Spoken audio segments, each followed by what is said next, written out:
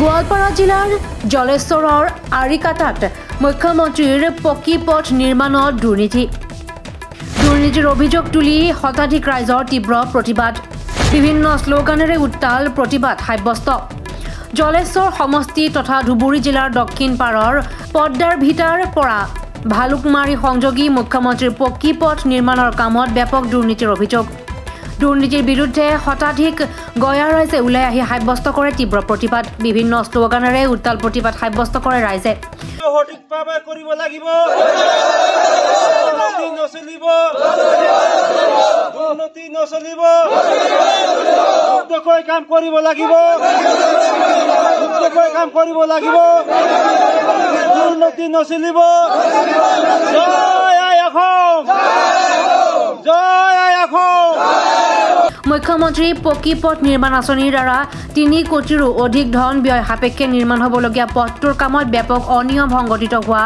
অভিযোগ উত্থাপিত কৰিছে ৰাইজে দুৰ্নীতি হৈছে মানে আমি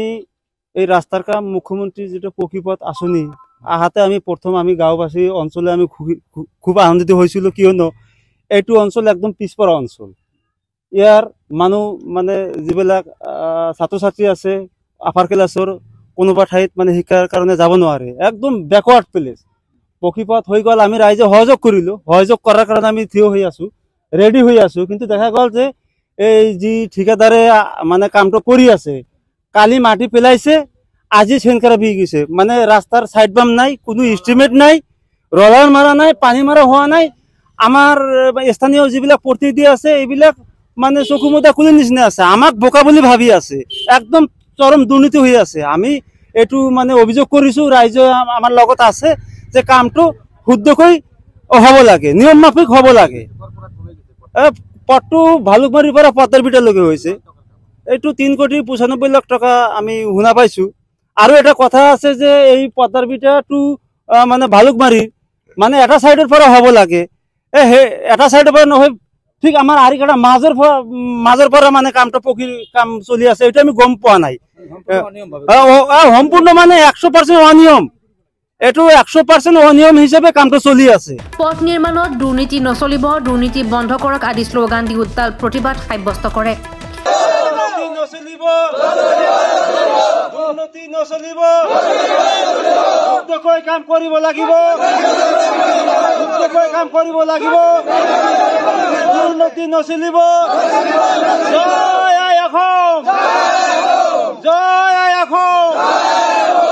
উল্লেখযোগ্য যে স্বাধীনতাৰ পিছৰ পৰা উক্ত পথটো পোনপ্ৰথমবাৰৰ বাবে নিৰ্মাণ হৈ আছে তাৰ পিছতো উক্ত পথ নিৰ্মাণ কাৰ্যত ব্যাপক অনিয়ম সংঘটিত হোৱাত অঞ্চলটোৰ সচেতন ৰাইজৰ মাজত তীব্ৰ প্ৰতিক্ৰিয়াৰ সৃষ্টি হৈছে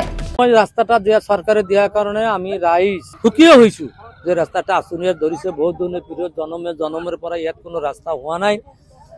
এই ৰাস্তাটো হোৱাৰ পিছতে আমি সুখী সকলো হৈছো কিন্তু কামৰ যেটা দুৰ্নীতি ইয়াৰ পৰা মই দুখী হলো এই চৰকাৰকে অনুৰোধ জনাওঁ যেমনকৈ ইয়াত আৰিকাটা ফুলপুৰৰ মাজত যেটা এটা ব্ৰিজ আছে সেই ব্ৰিজৰ কাম কোনো আধাৰুৱা মানে এইটো হোৱা নাই আৰু যে উপরে যেটা 2 ইঞ্চি কি দিব লাগে কি কয় এইটো টানা দুই ফালে টানা ধরে রেগিং হব লাগে হোৱা নাই তাই এদিন জলেশ্বরের এটা লড়া ইয়াতে আহি বাজারত আমার ফুলপুর বাজারত মিটিং করিলে যে সকলোখিনি আমি দায়িত্ব লৈছো এতিয়া সিহঁতৰ তো নাহে আৰু বিভিন্ন কয় আমাক কিবা এটা কলে কয় আমালোকে টেনশন নদিব কাম কৰিবলৈ দিয়ক ইঞ্জিনিয়াৰ এটা আছে গৰা কৰি নামটা নাজানো ফোন টোনো নিদিয়া সিহঁতে চালে সিহঁতে নিদিয়ে এটা আমাৰ দৰকাৰ নাই সি কৈছে যে এটা আমি দায়িত্ব নলাও আৰু আগৰ মানুহবিলাকে যেটা মোহৰি আছিল সেও কয় যে আমি দায়িত্ব নলাও মোৰটোৰে এটা দুৰ্নীতি আছে আমি এটা অনুৰোধ জনাওঁ কাৰো প্ৰতিবাদ কাৰো প্ৰতি আমাৰ কোনো শত্ৰুতা ভাৱ নাই আমাৰ